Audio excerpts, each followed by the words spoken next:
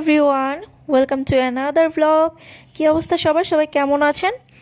আশা করি সবাই ভালো আছেন। তো আমি আলহামদুলিল্লাহ ভালো আছি। আমি আপনাদের সাথে একটা জিনিস শেয়ার করব আজকে। তো অবশ্যই আমার ফুল ভিডিওটা কন্টিনিউ করবেন, স্কিপ না করে। আর অবশ্যই আমার প্রত্যেকটা কথা মনোযোগ দিয়ে শুনবেন। আমার কাছে আজকের ব্লগটা অনেক বেশি স্পেশাল। তো আমি তার বাবা, মানে আমার মেয়ের বাবা আর কি, আমার হাজব্যান্ড, আমি আর এই যে স্যাম, আমরা সবাই মিলে বের হয়ে গেলাম। আমি একটু আমার মায়ের বাসায় যাব, এরপরে মায়ের বাসা থেকে ব্যাক করে অরিনকে তার দাদুমণির বাসায় রেখে এরপরে আমি একটু পার্লারে যাব। কেন যাব তা দেখতে হলে অবশ্যই ফুল ভিডিওটা কন্টিনিউ করুন, স্কিপ না করে রিকোয়েস্ট থাকলো। আর তার আগে রেস্টুরেন্টে যাব, যেহেতু কিছুই খাইনি, এর জন্য রেস্টুরেন্টে যাব। তো মেইনলি ফুল ব্লগটা আমার রেস্টুরেন্ট আর পার্লারকে কেন্দ্র করে। তো আমি মিলিয়ে, মানে ফুল ভিডিওর সাথে মিলিয়ে না বলি, কারণ যেহেতু আমি অনেকগুলো কথা শেয়ার করব, কাজেই একটু কথাগুলো বেশি হবে, যার জন্য আমার কথাগুলো শোনার জন্য সবার কাছে রিকোয়েস্ট থাকলো। এখান থেকে আমি আমার মায়ের বাসায় যাব, মায়ের বাসা থেকে রেস্টুরেন্টে যাব অরিনকে তার দাদুমণি বাসায় রেখে। তো রেস্টুরেন্টে আমরা লন্ডনাসে গিয়েছিলাম দুপুরের খাবার খাওয়ার জন্য। সেখানে আমি বিফ খিচুড়ি আর বিরিয়ানি অর্ডার করি, যেটা বিফ খিচুড়িটার দাম ছিল 240 টাকা আর বিরিয়ানিটার দাম ছিল 250 টাকা। তো এখন মেইন কথায় আসি। বিরিয়ানি আমাকে যে দেয় সেটা টোটালি বিরিয়ানির কোনো কিছুই ছিল না, সেটা ছিল এক পোলাও আর ছিল মাংস, তারপরে ছিল এক পিস আলু দিয়ে আলুর দম আর সালাদ আর কি যেন মাঠা এগুলোই ছিল। আর আমার হাজব্যান্ডকে যেটা দেওয়া হয়, মানে সে খিচুড়ি খাবে, তো খিচুড়ির জন্য একটা ডিম 2 পদের ভর্তা, মাংস বিফ আর কি, আর সালাদ দেওয়া হয় আর মাঠা দেওয়া হয়। তো মেইন বিষয় তাকে যে মানে 2 পদের ভর্তা দেওয়া হয়, একটা ডাল ভর্তা আর একটা কালো জিরা ভর্তা। কালো জিরা ভর্তাটা আমার হাজব্যান্ড ভীষণ পছন্দ করে। আমরা নর্মালি কালো জিরা ভর্তা 2-3 দিন পর্যন্ত ফ্রিজে রেখে রেখে খাই। তো আমাদেরকে যে ভর্তাটা দেওয়া হয় সেটা মরিচিকা পড়া আর ভীষণ বিশ্রী বাজে একটা স্মেল আসছিল। তো তাদেরকে বলার পর যদিও তারা চেঞ্জ করে দেয়, কিন্তু যেহেতু ভর্তাটা রাইসের সাথে একটুখানি মিশিয়ে ফেলেছিল, যে সে মুখে নিবার, আমার হাজব্যান্ডের একটা অভ্যাস যে সে যেই খাবার খাবে না কেন সেটা স্মেল আগে নিবে, বাহিরের খাবারগুলোতে আর কি আগে দেখবে যে কীরকম, কেননা বাহিরের আর বাসার খাবার তো এক হয় না, যার জন্য। তো সে এটাই করেছিল, যার জন্য সে দেখতে পেলো যে মানে ভর্তাটা খুবই পচা স্মেল আসছিল। ইভেন যখন ভালো করে নোটিস করি, ভেতরে দেখি যে মরিচিকা পড়ে গেছে। কিন্তু মজার বিষয় তাদেরকে বলার পর তারা শুধু ভর্তা চেঞ্জ করে দেয়, রাইস চেঞ্জ করে দেয়নি। তারপরে যখন আমার হাজব্যান্ড বলার পরে দেন রাইসটা চেঞ্জ করে দেয়, কিন্তু সরি বলে, কিন্তু আমি খুব বেশি রেগে যাই। কিন্তু আমার হাজব্যান্ড আমাকে ঠান্ডা করে আর কিছু বলতে নিষেধ করে, যেহেতু পরিচিত আমাদের। কিন্তু মনে মনে ভাবি যে আর সেখানে কখনোই যাব না। তো যাই হোক, এখন মেইন বিষয়ে আসি।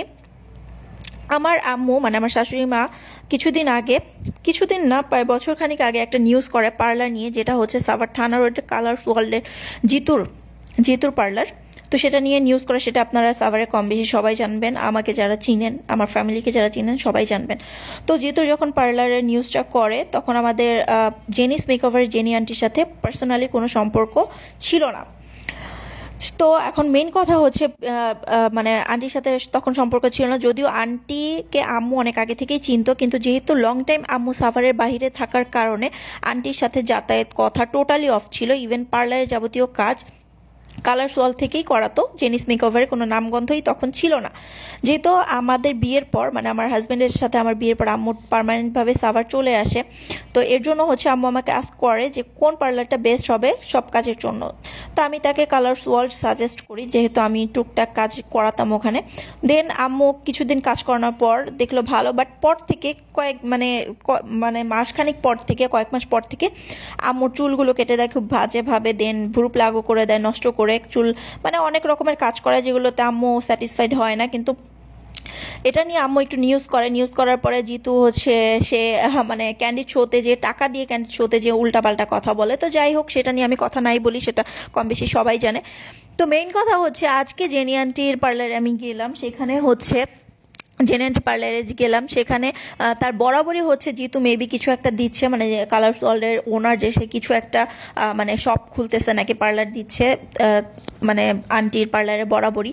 তো সেখানে হচ্ছে মানে জিতুর যেটা অভ্যাস, তার আইডি বা কোথাও কোনো পোস্ট করছে যে আবারও পিছু নিচ্ছে হ্যান ত্যান, তো সেখানে তার মানে জিতুর যারা ওয়েল উইশার আছে তারা হচ্ছে মানে একটা কমেন্ট করছে, লাইক যে এরকম কমেন্টটা ছিল যে পিছনে না তো সামনে, মানে জেনি আন্টিকে খোঁচা মেরে মানে কমেন্টটা করা হয়েছে। এখন আমার কথা হচ্ছে ভাই তুমি কেমন হচ্ছে মানে ওয়েল উইশার জিতুর, যে এটাই জানো না জেনি আন্টি যখন হচ্ছে এই সেকেন্ড ব্রাঞ্চ মানে জেনিস মেকওভারের সেকেন্ড ব্রাঞ্চ যখন খুলবে সুলতান ডাইনের ওপরে, সেটার অ্যানাউন্সমেন্ট 2-3 মাস আগেই ফেসবুকে দিয়ে দেয়, যেটা আমরা সবাই জানি। আর জিতুর যেটা অ্যানাউন্সমেন্ট করে সেটা 2 দিন আগে, ঠিক আছে? তো এখন কথা হচ্ছে তুমি কেমন ওয়েল উইশার যে বলতেছো যে মানে পিছনে না সামনে, তো পার্লারটা আগে কে মানে সেকেন্ড ব্রাঞ্চ যে খুললো আন্টি, তো সেটা কি জিতুর আগে হইলো না পরে হইলো ভাই? কেমন ওয়েল উইশার হইছো? আর তুমি কিভাবে হচ্ছে বলো যে হচ্ছে মানে জেনি আন্টি সাংবাদিকদের দিয়ে কাজগুলো করাইছে, ঠিক আছে? তখন তো জেনি আন্টির সাথে মানে পরিচয়ই ছিল না। আর সেকেন্ড কথা হচ্ছে জেনি আন্টিকে তখন আমিও চিনতাম না। সেকেন্ড কথা হচ্ছে জেনি আন্টি কেন কাজগুলো করাবে? মানে আমাদের কি চোখ নাই নাকি আমরা চোখ কপালে উঠাই রাখছি তোমাদের মতো? চামচামি করতেছো, চামচামি করো, ইটস ওকে, প্যারা নাই তো, চিল। কিন্তু অন্যর পিছনে কেন? সামনাসামনি কথা বলো না, নিউজটা করতে আমরা, আমাদের সাথে কথা বলো। চামচামি করতেছো জিতুর ওয়েল উইশার, বাট মানে ভালোভাবে কোনো নিউজই জানো না, ভালোভাবে কোনোটা জানোই না যে হচ্ছে কে আগে কে পিছনে। মানে জিতুর ওয়েল উইশার যারা তারা জিতুর মতোই হবে, তাই না? আর জেনি আন্টির ওই সময়টাও নাই যে হচ্ছে সে কাউকে খোঁচা মেরে পোস্ট করবে নিজের আইডিতে বা হচ্ছে পেজে, জেনিস মেকওভারের পেজে খোঁচা মেরে বা আইডিতে কোনো পোস্ট করবে কে আগে কে পিছনে। তার একটাই অ্যাটেনশন, সে কিভাবে কাস্টমারদের ক্লায়েন্টদের ধরে রাখবে, একটাই অ্যাটেনশন কিভাবে কাস্টমারদের 100% ভালো সার্ভিস দিবে, যেটা তোমার বা তোমার ওই জিতুর সেই মানে জিতুর যেই কাজগুলো করে আর কি, সেই টাইমটুকু জেনি আন্টির নাই। জেনি আন্টির যা আছে, জিতুর 14 গোষ্ঠী তো বাদ দিলাম, জিতুরও নাই, ঠিক আছে? এখন মেইন কথায় আসি, জিতু তুমি যে বড় বড় কথা বলছিলা, যদি সেটা এই আমার এই ব্লগটা জিতুর সামনে যায় বা কখনো তার এইসব মানে তার চামচাগুলো যদি তাকে বলে, তাহলে সে শুনতে পারবে যে যখন হচ্ছে জিতু তুমি মানে অনেক মিথ্যা কথা বলছো, তুমি বলছো যে হচ্ছে আমার সাথে তোমার কথা হয়েছে, সেগুলো তুমি স্ক্রিনশট দিতে পারবা। তো টাইম ডেট সহ তুমি কেন স্ক্রিনশটগুলো নিজের আইডিতে এখন পর্যন্ত পোস্ট করো না? আমি তো তোমার টাইম ডেট সহ পোস্ট করছি, আমি কখন কি বলছি তোমাকে, ঠিক আছে? আমার আম্মু কখন কি বলছে, কতদিন আগে বলছিল তোমার সার্ভিস ভালো, তার কতদিন পরে বলছে তোমার সার্ভিস খারাপ, ঠিক আছে? তো এগুলো সবই বলছে। তো একটা ক্যান্ডিড শোতে যে টাকা পে করে যে মানে নিজেকে অনেক মহাভারত অনেক কিছু মানে মহাভারত উদ্ধার করে ফেলছো, অনেক কিছু ভাবছো তুমি, কিন্তু তুমি নিজেও জানো যে তোমার ওইটুকু যোগ্যতা নাই, ওই সার্টিফিকেটটা নাই যে তুমি তোমার পার্লার খুলে যখন বসছো তখন তুমি মানে কিছুই ছিল না, তুমি কোনো কাজই জানতা না, ঠিক আছে? আর সেকেন্ড কথা হচ্ছে তুমি যার কাছ থেকে কাজ শিখছো, ঠিক আছে, তার নামেই তুমি উল্টাপাল্টা অনেক মিথ্যা কথা বলছো, ঠিক আছে? আর আমরা কে? আমাদের নামে বলবা না কেন? তো তুমি নিজে একাই সত্যবাদী। তুমি ক্যান্ডিড শোতে যেয়ে বলছো তুমি ভার্সিটির রানিং স্টুডেন্ট, তুমি তোমার আইডিতে আবার পোস্ট করো তুমি এইচএসসি পাস করছো, এরপর আর কন্টিনিউ করতে পারো না পড়াশোনা। তুমি আবার আমাদের বলছিলা যে তুমি মেট্রিক পাস করছো, আসলে কি তুমি পড়াশোনা করছিলা? আর মেইন কথা হচ্ছে ভাই তুমি কোন ফ্যামিলি থেকে উঠে আসছো তোমার মানে মনের ভিতরে বলে না? হ্যাঁ, তোমার কাছের লোকজন, শোনো, একটা নিউজ যখন করে, একটা যখন হচ্ছে একটা মানে যারা জার্নালিস্ট নিউজ করে তার 14 গোষ্ঠীর খবরাখবর নিয়েই নিউজটা করে, ঠিক আছে? তুমি তো সাভারের যারা হচ্ছে 200-500 টাকা পেলে খুশি হয়ে যায়, 1000 টাকা পেলে খুশি হয়ে যায়, সেসব মানে জার্নালিস্টের সাথে উঠা বসা করো যাদের যোগ্যতাও নাই আমার আম্মুর কাছে আসার, ঠিক আছে? আর আর কি বলবো তোমাকে, তোমাদের মতো মেয়েদের মানে কিছু বলা নেই। তুমি তোমার পাতানো বোন, ঠিক আছে, জিএস মিজানের ভাগ্নিকে দিয়ে যে কল দেওয়াইছিলা, সে পর্যন্ত আম্মুকে আর কল দেয় নাই, কল দেওয়ার সাহস মনে করে নাই, ঠিক আছে? তাহলে ভাবো যে তুমি কোথায় মানে কারে দিয়ে কল দেওয়াও। বাট আম্মু তারেও গোনে না, উল্টা সে সরি বলে আম্মুকে বলে যে আন্টি আপনি নিউজ করেন, আমি আর এর আগে পিছনেও নাই, ঠিক আছে? এই হচ্ছে তুমি। আর তোমার হইতেছে মানে তুমি মানে কি বলবো, আর তোমাকে নিয়ে কিছু বলার নাই, কারণ হচ্ছে তুমি মানে যতই মাজা ঘষা করো না কেন, তুমি কোন ফ্যামিলি থেকে উঠে আসছো, কোথা থেকে কি করছো সেটা সবাই ভালো করে জানে। তুমি তো চাল চুলোহীন ছিল, তোমার বাবা মা তোমার জন্ম দিয়ে হচ্ছে ছেড়ে দিছে, তোমার তো বড় হওয়ার স্বপ্ন অনেক। এর জন্য একটা কথা আছে, যারা ছোট লোক থেকে বড় লোক হয় তাদের ছোট লোকের অভ্যাসটা থেকেই যায়।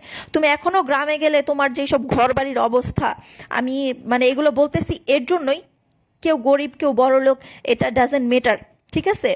মানুষ গরিব থেকে বড়লোক হতেই পারে, কিন্তু তুমি যেই মানে তোমার যে ইগোর, তুমি যে শো অফ করো, আর হচ্ছে মানে তুমি মানুষকে যে মানে নিজের আইডিতে, তারপর হচ্ছে পেজে, এখানে সেখানে এখনো হচ্ছে কিছু চামচিকা